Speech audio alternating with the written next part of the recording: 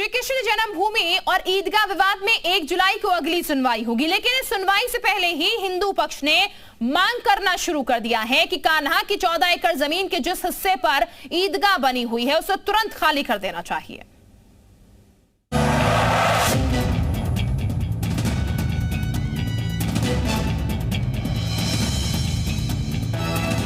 कान्हा की है 14 एकड़ जमीन, अब खाली होगी ईदगाह।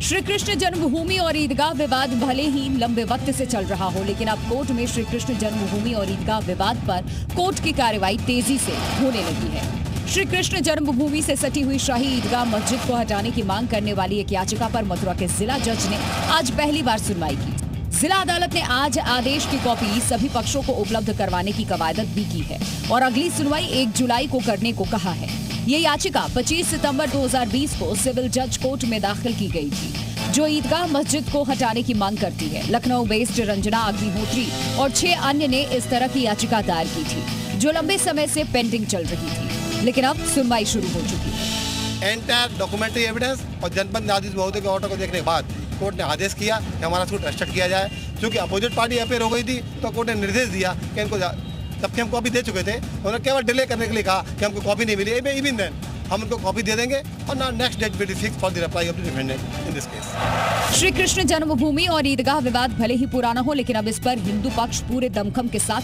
कोर्ट में उतर चुका है।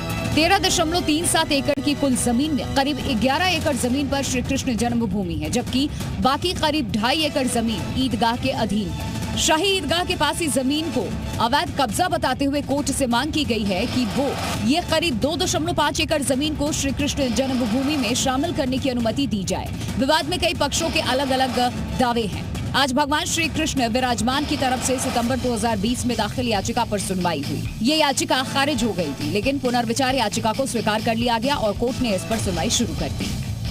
सुप्रीम कोर्ट के अधिवक्ता रंजना अग्निहोत्री ने भगवान श्री कृष्ण विराजमान को वादी बनाकर के याचिका में दावा किया था कि श्री कृष्ण जन्मभूमि ट्रस्ट की 13.37 एकड़ जमीन के एक हिस्से पर ही मस्जिद का निर्माण किया गया है, इसीलिए यहां से इसे हटाकर वो जमीन ट्रस्ट को सौंपी जानी चाहिए। हालांकि इस याचिका को 30 सितंबर 2020 को सिविल जज ने सुनवाई योग्य न मान करके खारिज कर दिया था।